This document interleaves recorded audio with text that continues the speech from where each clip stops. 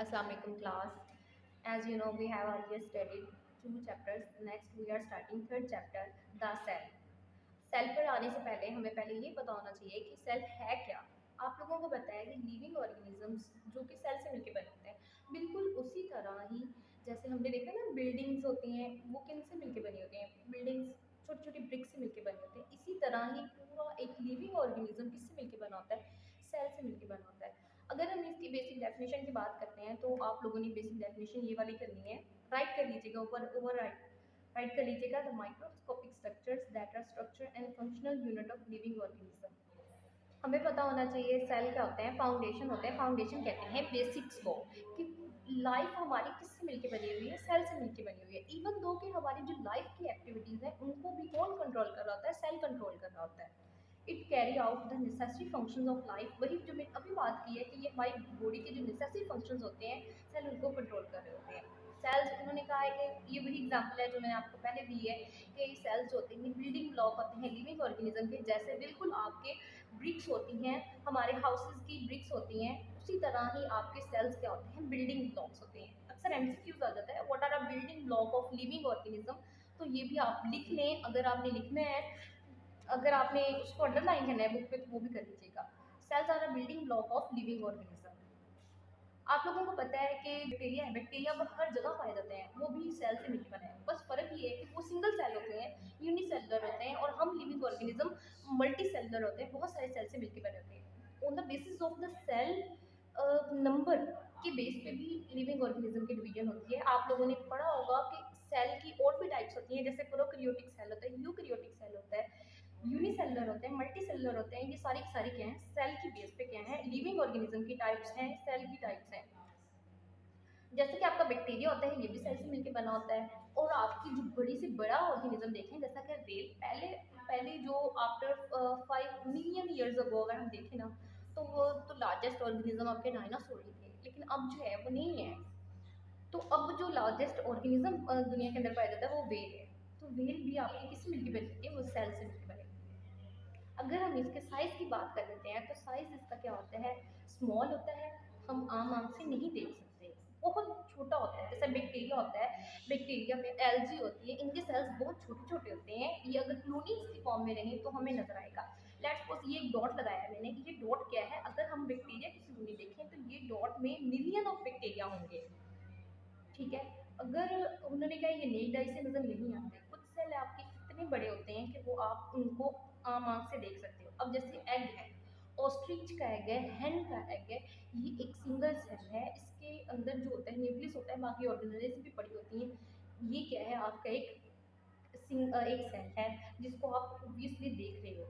इसके अलावा उन्होंने कहा है कि जो एलजी होती है, ग्रीन एलजी होती है, सिटा बुलेरिया, ये यूनिसेलर होता है, इसको भी आप देख सकते हो, इसके भी सेल्स काफ़ी बड़े बड़े होते हैं।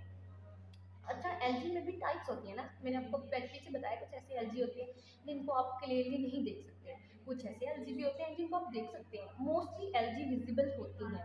अब कुछ एलजी के जो होते हैं ना छोटे छोटे, आप कह रहे स्पॉट टाइप, वो नज़र नहीं आते, वो पानी के अंदर होते हैं, वो हमें नज़र नहीं आते।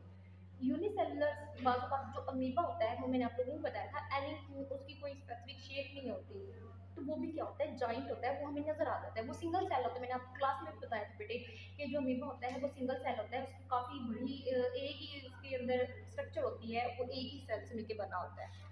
नेक्स्ट हम बात कर लेते हैं, आपका एक ब्लू बॉक्स दिया हुआ है, उन्होंने फर्स्ट पेज पे, पेज नंबर 41 पे, तो वो आप लोगों ने ये स्टडी करना है। Cell is like a city, उन्होंने कहा कि सेल एक क्या है, सिटी की तरह है। जैसे देखे ना बेटे, हमारा एक सिटी है, सिटी के अंदर तमाम की तमाम चीज़ें रह सकती हैं। जैसे कि मिसाल के तौर पर हमारे सिटी में एक पावर स्टेशन भी है, जैसे कि वापडा है, पूरी सिटी को क्या करता है, इलेक्ट्रिसिटी प्रोवाइड करता है। इसी तरह ही आपका हमारी हमारी चिश्तिया सिटी है, इसकी हमने अगर चीज़ें एक्सपोर्ट इंपोर्ट करनी है, एक शहर से दूसरे शहर भेजनी है, या एक शहर के अंदर ही भेजनी है, हम लोगों ने ट्रैवल करना है, तो उसके लिए हमारे पास क्या है, रोड्स है, तो हम बाय रोड ट्रैवल करते हैं। तो ये भी एक सिस्टम है। इसके अलावा हमारे चिश्तियों को, हमने अपनी सिटी को क्लीन रखना है, तो उसके लिए एक वेस्ट मैनेजमेंट सिस्टम है जो हमारे हमारी पूरी सिटी की वेस्ट को क्या कर रहा है, डिस्पोज कर रहा है। इसी तरह ही सेल भी एक बिजी सिटी है, उसके अंदर तमाम के तमाम स्ट्रक्चर्स प्रेजेंट होते हैं जो हमारे क्या कर रहे होते हैं, हमारी हमारी सेल की स्ट्रक्चर फंक्शंस को कंट्रोल कर रहे होते हैं। उन्होंने कहा है कि हमारे सेल के अंदर एक स्ट्रक्चर होता है जो बिल्कुल क्या प्रोड्यूस करता है, एनर्जी प्रोड्यूस करता है। जैसे शहरों के अंदर, सिटीज़ के अंदर आपकी बॉडी एनर्जी प्रोड्यूस करता है, ऐसे ही हमारी स्ट्रक्चर होता है एक सेल के अंदर जो एनर्जी प्रोड्यूस करता है, वो माइटोकॉन्ड्रिया होता है। बुक में नहीं राइट किया हुआ, बेसिक आप लोगों को वैसे नॉलेज दे रही हूँ, वो माइटोकॉन्ड्रिया होता है। इसी तरह एक और स्ट्रक्चर होता है जो हमारी मटेरियल को, सेल के मटेरियल्स को ट्रांसपोर्ट करता है, साइटोस्केलेटन। बिल्कुल उसी तरह ही जैसे आपके रोड्स होते हैं, डिलीवरी सर्विसेज होती हैं जो कि ना आपके थिंग्स को इम्पोर्ट एंड एक्सपोर्ट करते हैं। इसी तरह उन्होंने कहा है कि कुछ आपकी जैसे सिटीज़ के अंदर आपके क्या होते हैं, वेस्ट मैनेजमेंट होती हैं। इसी तरह ही हमारे सेल्स के अंदर भी एक प्रॉपर सिस्टम होता है जो ब्रेक करता है, रिमूव करता है वेस्ट को। वो कौन सा सिस्टम होता है, लाइसोम होती है, प्रॉपर एक ऑर्गेनेली होती है। ठीक है। इसी तरह ही जैसे हमारी सिटी की एक गवर्नमेंट है, जैसे हमारी एम पी है, एम एन ए है, उन्होंने सारा डिसाइड करना है कि हमारी सिटी के अंदर क्या आना चाहिए, क्या नहीं आना चाहिए। इसी तरह ही हमारी सिटी की एक प्रॉपर गवर्नमेंट है। इसी तरह ही हमारे सेल की भी एक गवर्नमेंट होती है जिसको हम क्या नाम देते हैं, न्यूक्लियस। न्यूक्लियस के पास तमाम की तमाम इंफॉर्मेशन होती है, वो हमारी सेल की एक्टिविटीज़ को कंट्रोल करे। दिमाग के फंक्शंस जितने भी हमारी बॉडी के अंदर फंक्शन परफॉर्म होने हैं, जो ऊपर एनर्जी ने प्रोड्यूस होना है, चीज़ों ने इम्पोर्ट एक्सपोर्ट होना है, वेस्ट मैनेजमेंट कैसे चलनी है, ये सारी की सारी कौन कंट्रोल कर रहा होता है, कौन डायरेक्शन दे रहा होता है, न्यूक्लियस।